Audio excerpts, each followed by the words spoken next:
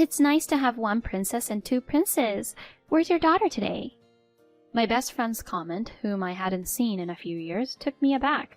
My husband and I just have one son. What are you talking about?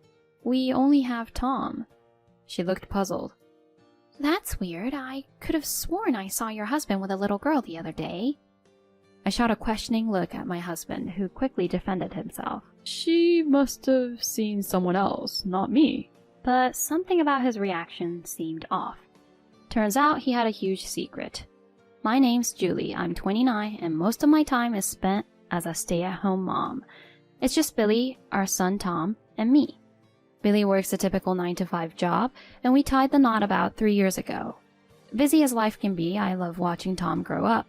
I've even picked up sewing as a hobby, making cute outfits for him. We're blessed with a supportive group of family and friends. For the most part, life had been predictable. However, doubts about Billy started creeping in, casting shadows on our happiness. We met in college and became close at a club gathering where I'd had a bit too much to drink, and he took care of me.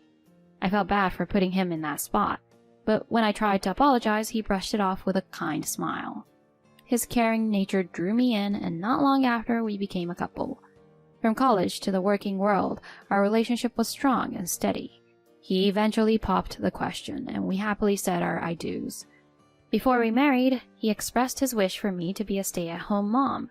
I grew up pretty lonely with both parents working. I don't want that for our kid. I was on board, so I left my job and embraced homemaking. Our first year as a married couple went by without a hitch, and friends even said they envied our bond. Things changed when he got a new position at work surrounded by the company's top performers. His promotion came with more pay, but also way more stress. Soon, his demeanor shifted. Stressed, he started taking out his frustrations on me. This food tastes awful. You're home all day and this is the best you can do? I'm sorry, I thought everything was fine. Whatever, I've lost my appetite. Clean this up. Must be nice, playing around all day doing minimal housework and having me support you. After yelling at me, he threw his food on the floor and stormed into his room. I cleaned up, crying.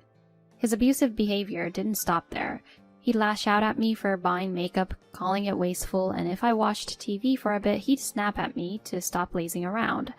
Nights became unpredictable with him either coming home late or not at all.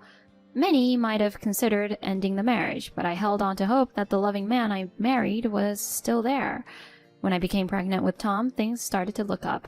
His attitude mellowed, especially after Tom's birth. He stepped up, apologized for his past actions, and vowed to be better. I'm so sorry for everything. I promise to be the best husband and father. With that, I believed we were back on track. As time went on, I took up crafting handmade children's items and even started an online shop. I started sewing because I wanted to craft some clothes for my son, but I soon found myself hooked. I began creating children's apparel, fabric toys, baby accessories, and just about anything else I could think of. Initially, it was all for fun. However, after giving a few items to family and friends, they raved about the quality and even suggested I sell them. So, I opened an online shop. Business has been booming, with many loyal customers coming back. I've even begun to handle special custom orders, which, while a tad more expensive, are always in demand. But lately something's been amiss. Several of the toys and stuffed animals I made on a whim have vanished. I wondered, did I just put them somewhere and forget? After tearing apart the house searching for them, I came up empty. I even asked Billy about it, but he just shrugged, saying no clue. It felt off. Things escalated when a custom-made stuffed animal disappeared. While the loss of the other toys was odd, this was an item someone had ordered and paid for. This wasn't just an oversight, it felt like theft. The customer was one I'd worked with several times before. I contemplated reporting it, but Billy was dead set against involving the cops. Involve the police over a missing toy? Think about the neighborhood gossip, he said, looking more frazzled than necessary. I countered, it's not just any toy, it's a paid order. What if someone's targeting our house? We can't overlook this. He retorted, let's search again. Maybe you overlooked it. If it's still gone, then maybe we can think about the police. I'll help. We went back and forth, but in the end I decided to wait a few more days before making a report. However, the very next day, the missing toy was suddenly back, in a spot I'd checked multiple times. When I pointed it out, Billy just smirked. See? Told you. He implied I was forgetful, suggesting the other missing items might just be misplaced as well. While I acknowledged him, something felt off. Fast forward a bit, and while out shopping, I bumped into my high school friend Lindsay. "Julie? Is that you?" she exclaimed. "Oh my gosh, Lindsay. Wow, it's been 3 years? How's life been?" "Amazing. I finished up my work in Italy and just returned." She'd moved to Italy short after attending our wedding, so this was a mini reunion of sorts. As we chatted, Tom grew restless. I was about to wrap up when she threw me for a loop. "Where's your daughter today? It's nice to have one princess and two princes." I was baffled. Billy and I only have Tom. Why did she think we had a daughter too? "What are you talking about? We only have Tom." But she looked certain. "That's weird. I could have sworn I saw your husband with a little girl the other day." According to her, she'd been back for a week, and while preparing for her new life alone, she saw Billy at a supermarket holding a 1-year-old girl. She greeted him, but he just walked away without responding. She figured he hadn't heard her and thought she'd greet him next time. That's why she assumed we first had a daughter, then a son. I shot Billy a look, but he just turned away looking uneasy. We quickly wrapped up our conversation with Lindsay, but I couldn't shake the feeling that Billy was hiding something from me. After getting home, I cornered him. "All right, what's the deal? No one in our families has a 1-year-old girl. Are you messing around behind my back?" He looked genuinely frightened by my questions, but he firmly denied everything. I have no idea what you're talking about. Lizzie must have confused me with someone else. Tom's our only kid. His evasiveness was written all over his face, but I knew pushing him wouldn't lead to a confession. I decided to pretend to believe him and apologized with a remorseful look. "You're right. You never hurt Tom or me. People do have doppelgangers, after all. I just jumped to conclusions after what Lindsay said. I'm sorry." Looking relieved, he said, It's okay. Anybody would have been rattled by that kind of comment. But can't we move on? I'm starving. Is dinner ready? "Yeah, I'll get started. I've got your favorite steak ready to go." On the outside, things seemed resolved. He likely thought he had thrown me off the scent, but I wasn't about to drop it. I was determined to uncover the truth. I hired a private eye to tail him. I played it cool, making it seem like everything was normal between us. Initially, he seemed a bit suspicious, but eventually he let his guard down, completely unaware of my moves behind the scenes. A month later, the PI delivered his findings. As I had feared, Billy was cheating. The evidence pointed to a colleague of his, named Erica. They'd been seeing each other for about 2 years, which coincided with when his behavior at home started to change. The twist was, Erica believed she was the main woman in his life, and thought they were married. Photos of her showed a young girl, probably her daughter. In one of the pics, the little girl was holding one of my handmade items that had mysteriously disappeared. Billy had likely swiped it and given it to them. I was livid. As part of the surveillance, I learned they'd all be at a department store event on a day Billy told me he'd be on a business trip. I left Tom with my folks and staked out the location. Before long, there they were, Billy, Erica, and the little girl acting like a picture-perfect family. I walked up and said, "Looks like a fun day out. Mind if I join?"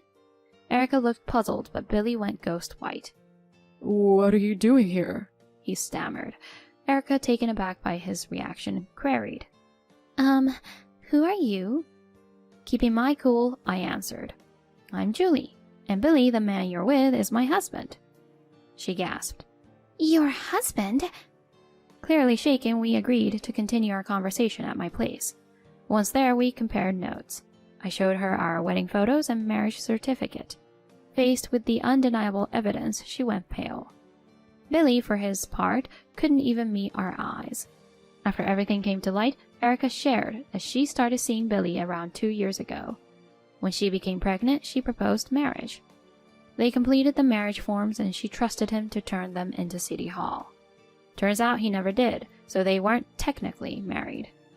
As for the handmade items I recognized, Billy had given those to her as gifts. Finally, Billy, looking defeated, fessed up. The stress from work got to me.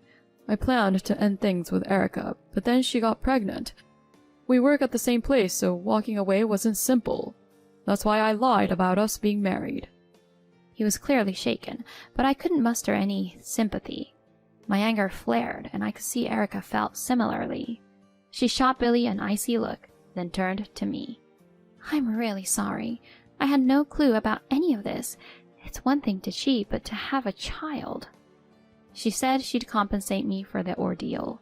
I saw her genuine remorse and figured she was another victim in all of this. I reassured her. You don't have to apologize. I'm sorry my husband put you through this. Take some time for yourself and we can figure things out later. As her daughter grew restless, Erica took her leave, apologizing profusely. I confronted Billy next. We're getting a divorce. I thought you were a decent guy, but then you pulled this? Get ready to pay alimony and child support. Terrified, he dropped to his knees, pleading. I didn't plan on having a kid with her. I only found out about the pregnancy when it was too late. I love you and Tom. I promise I won't see her again. Don't see her again? That's your child. You need to step up. He desperately suggested. We could leave everything behind, move somewhere else with Tom. It's her child. She decided to have it. Let her raise it on her own. Let's move somewhere far with Tom. Okay, honey? I snapped back. Seriously? You think I'd go for that? You're unbelievable. We're so over. Just stay away from Tom and me, you pathetic loser. He started crying, and all I could do was shake my head. A few months down the line, after navigating the legal maze, the divorce was finalized. Of course, I got custody of Tom, and Billy was on the hook for alimony and child support. Erica also pursued him for child support and damages. While she wanted to compensate me, I refused. She was in the same boat as a single mom. Though it all, Erica and I supported each other. I moved back with my parents, who were livid with Billy, but super helpful with Tom. I managed to land a job not long after. A few days post-divorce, I got a call from Billy's parents apologizing for everything. They filled me in on how he was doing, and it wasn't pretty. After Erica quit and spilled all the beans, Billy got a demotion at work. Now he's dealing with judgment from coworkers while juggling payments to both of us. His parents are ensuring he keeps up with his financial commitments. They're genuinely kind-hearted, and even with a busy job, I continue to make clothes for Tom. There'll be hurdles along the way, but I'm committed to doing my best for my son.